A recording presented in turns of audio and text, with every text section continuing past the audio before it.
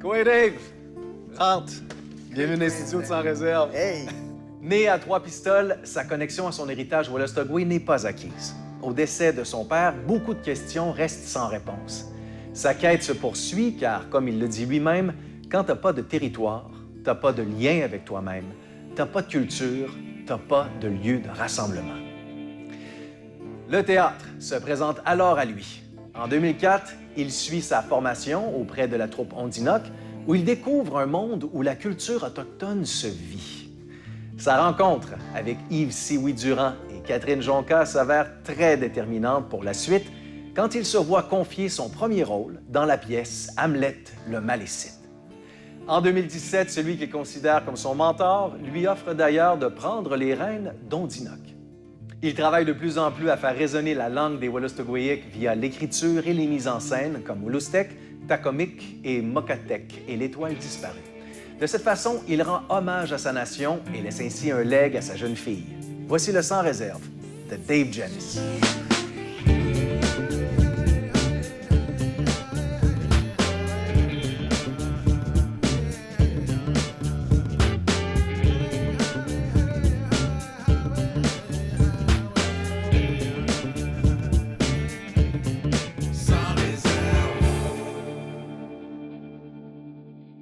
Wally One, Wally One? je suis vraiment content de t'accueillir ici dans les studios.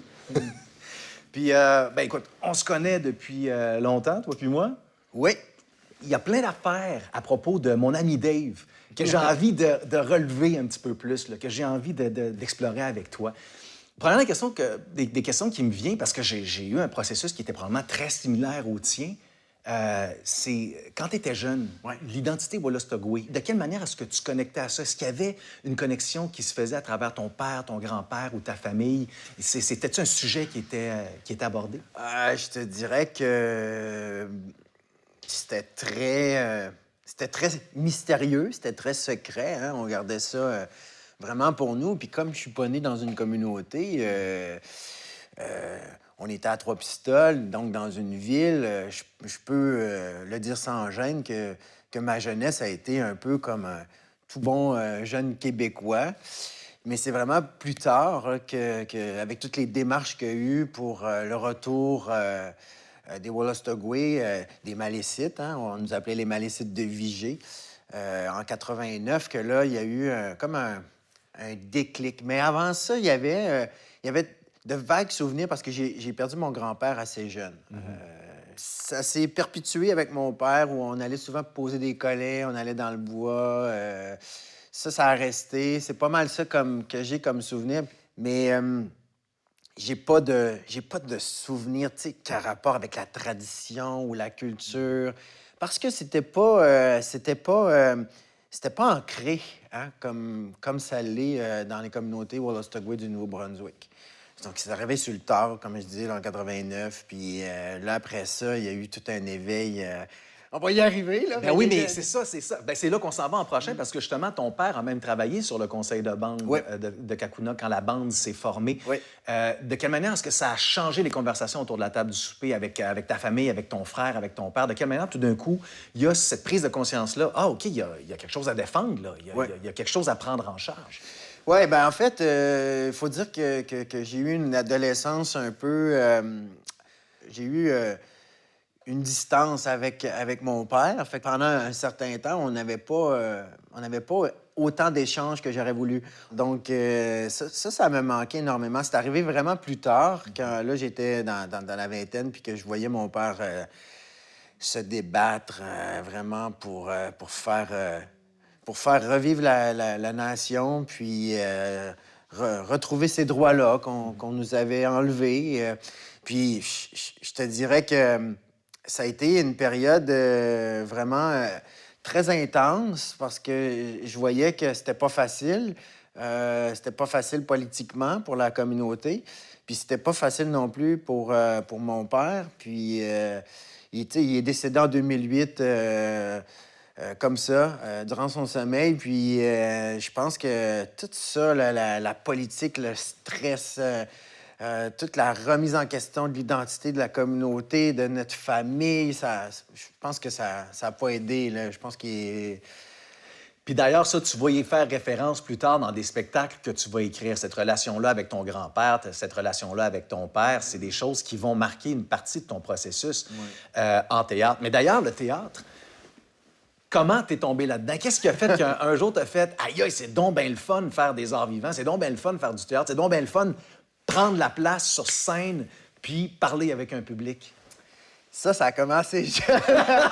On se connaît, tu sais, hein, que j'aime beaucoup faire rire. Je suis un genre de clown. Hein? Oui, oui. Donc, puis évidemment, je dérangeais toujours dans la classe parce que je voyais que je faisais rire les autres amis. Et je me souviendrai toujours de ma professeure de 4e année qui était bien tannée que je dérangeais, puis elle m'avait dit « Bon, ben là, c'est fini.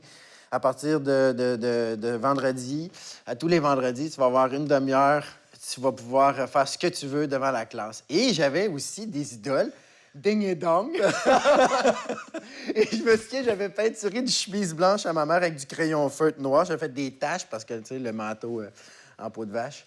Et j'étais en avant, puis j'imitais Ding et Dong. Et c'est comme ça que je me suis rendu compte que de la puissance qu'on pouvait avoir de capter l'attention des gens, puis de garder ça aussi très éveillé, allumé.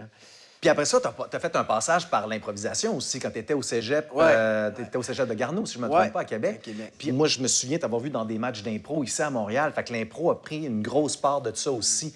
Puis l'improvisation, ouais, c'est ça, au cégep. Puis j'étais bien triste parce que j'ai pas été capable de faire l'équipe à cette époque-là.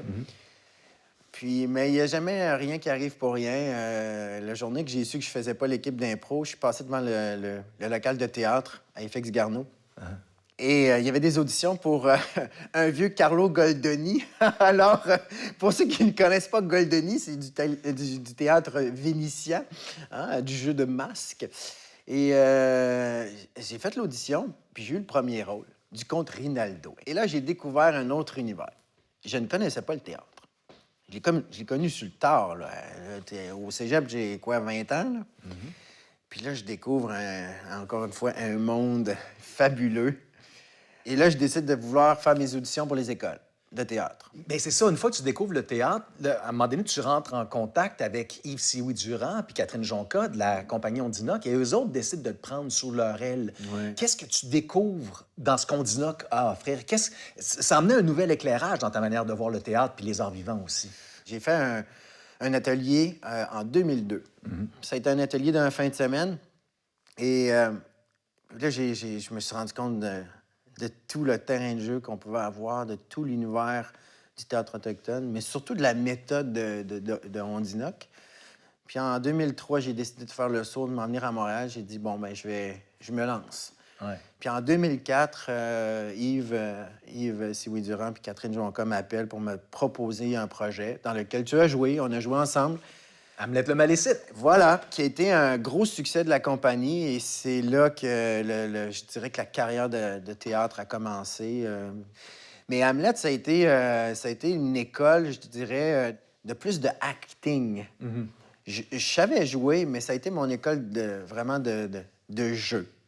Là, j'ai dit, OK, là, vraiment, on entre dans un théâtre professionnel. C'était mon premier contrat de l'Union des artistes. Donc, c'était vraiment...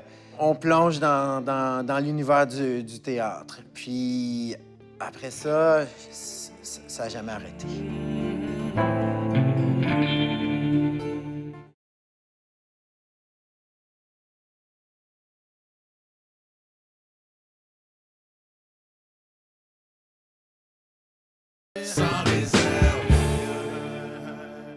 Tu sais, on parlait tantôt de l'éveil à l'identité, de décider de réaffirmer cette identité-là. Et ça, tu le fais constamment. Tu le fais dans ton écriture, forcément à travers Ondinoc, tu le fais à travers ton jeu, à travers les projets que tu choisis, où tu vas jouer.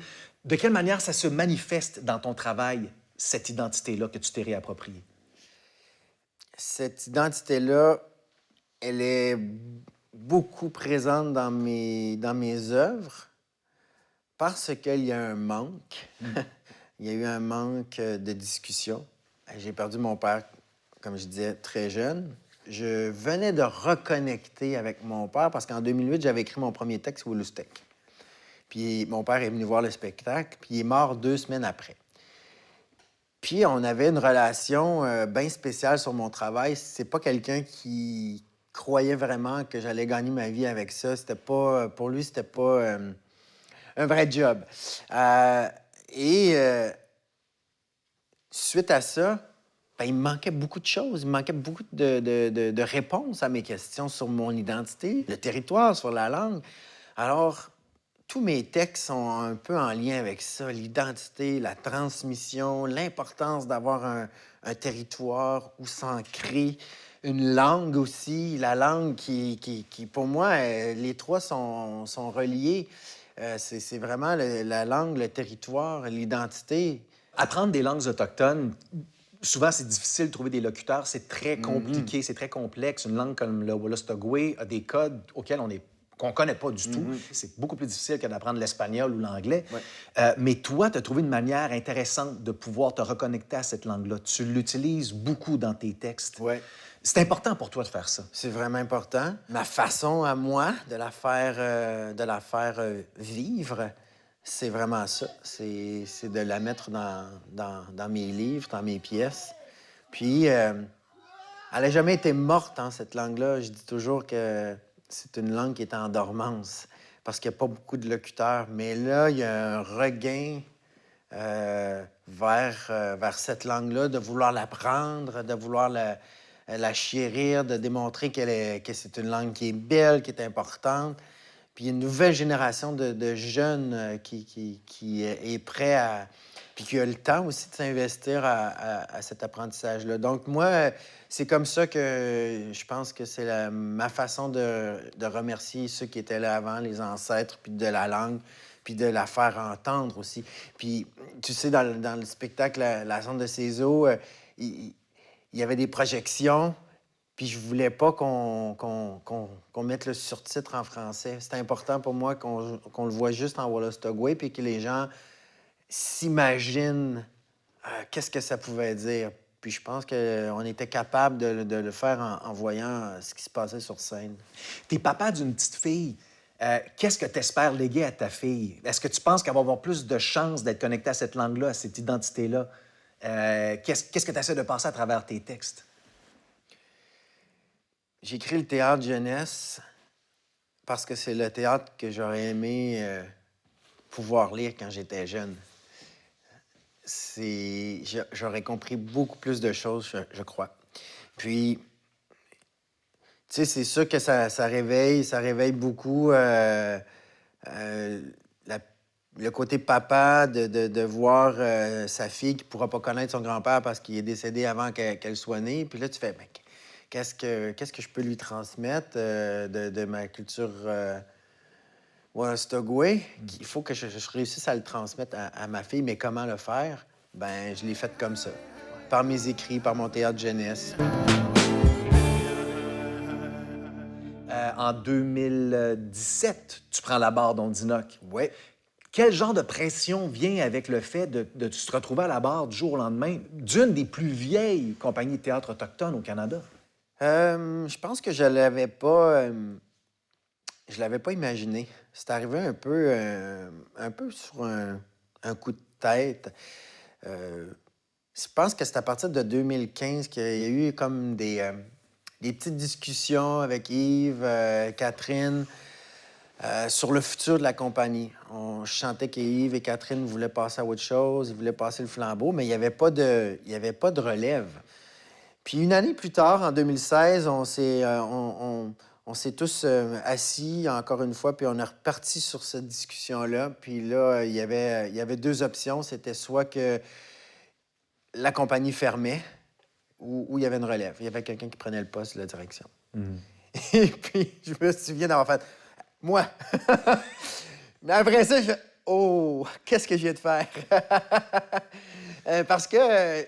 mais je me souviens, j'ai dit « Non, Ondinoque ne peut pas s'éteindre après tant d'années de dur labeur, tant d'années à avoir semé des graines pour faire reconnaître le théâtre autochtone, de donner une chance à cette nouvelle génération dont je faisais partie, dont tu faisais partie, dont plein de monde qu'on connaît maintenant qui font le métier, ont passé chez Ondinoque, avaient une chance de mettre en parole leur désir sur scène.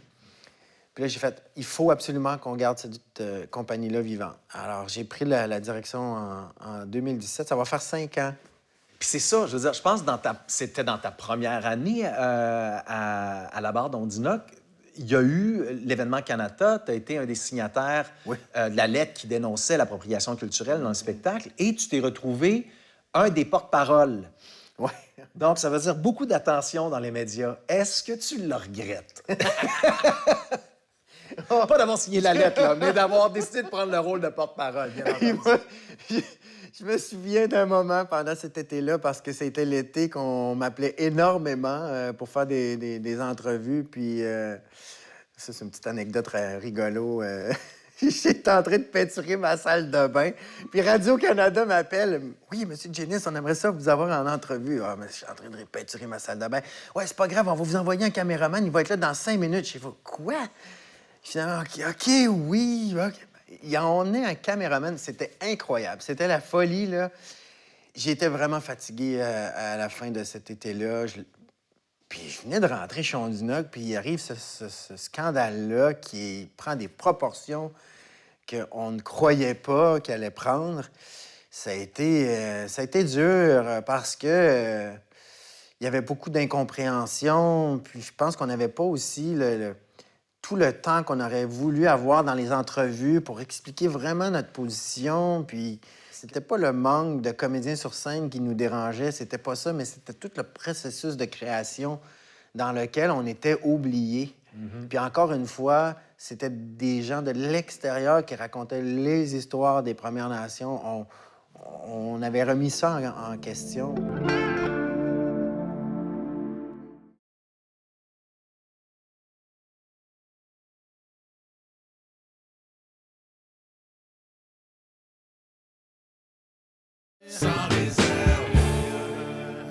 Tu as commencé à faire beaucoup plus de mise en scène. Oui. J'imagine que l'écriture en fait encore partie. Qu'est-ce que tu vois dans ton futur rapproché puis à plus long terme? J'étais en train d'écrire un roman qui s'appelle L'homme coureur. Alors, ça, c'est une petite facette cachée, mais je suis un grand coureur. J'aime beaucoup la course à pied, la course de trail, comme on dit. Quand même des bonnes distances. Puis ça, pour moi, ça me nourrit comme auteur aussi. Je réfléchis beaucoup à mes écritures quand je cours. Quand j'ai écrit L'homme coureur au début, je me disais, il faut que j'associe ma course avec aussi le territoire, les ancêtres, le déplacement, la nomadisation. Fait que je suis là-dedans. Fait que ça, c'est un de mes projets. Puis aussi, on m'appelle un petit peu pour écrire pour la télévision. Donc, mais je me dirige beaucoup plus par l'écriture, la mise en scène. Puis je pense que je suis dans une période de transition aussi où j'ai beaucoup le goût de transmettre ce que j'ai appris chez Ondinoc. Ah, ben c'est le fun. J'ai hâte de voir où est-ce que tous ces projets-là vont se déposer. Ouais.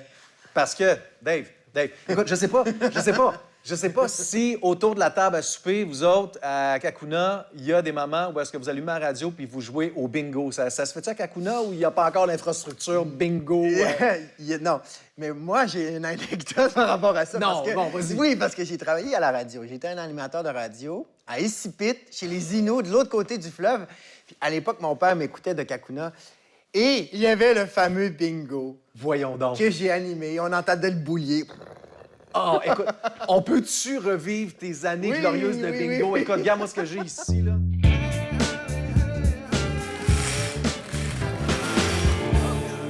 Puis je l'ai mis à l'envers en plus, c'est supposé sortir de l'autre bord. Oh! Le numéro de Wayne Gretzky. Non, 066. De 066 au 66. Ah, yes! J'espérais qu'on en parle dans Oh l'entrevue. non! T'as un talent d'imitateur. À quoi ressemblerait ton ding et dong aujourd'hui? Je peux pas. Fait que, Mais si tu veux, je peux te faire Jean Chrétien facilement, là. Moi, je viens de Shawinigan. Je suis un petit gars très populaire dans mon coin. t'as-tu une imitation de Trudeau à quelque part? Non, Jean Chrétien, on va Hey, mais entendre. on garde pas ça, là, mais... non, je peux pas faire...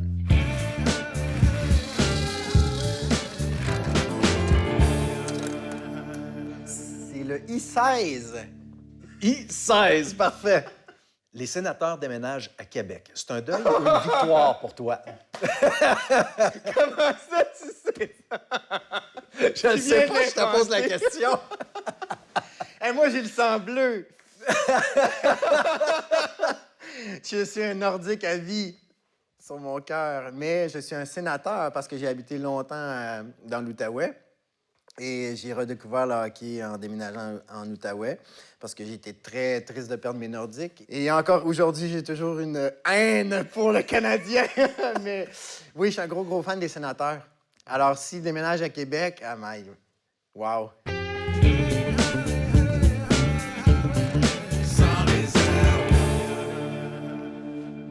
E-Vendor.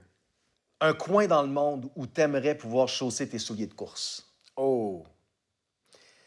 Il y en a plein, mais il y a une course que j'aimerais vraiment faire. C'est en Norvège. Ils appellent ça la course de minuit. Alors, le soleil ne se couche pas en juin et tu cours la nuit, mais c'est le jour. Mais il y a tellement de places que j'aimerais courir. J'aimerais courir dans le désert, j'aimerais courir partout. Des chapitres de plus pour le livre sur lequel tu es en train de travailler. Ouais. Ouais. Bon, ben Dave, il me reste plus rien qu'à te dire. Un gros Wally One, merci beaucoup d'être venu à l'émission. Un plaisir. Tout le plaisir était pour nous. Et puis, évidemment, on souhaite à notre public de nous rejoindre pour le prochain épisode de Sans Réserve.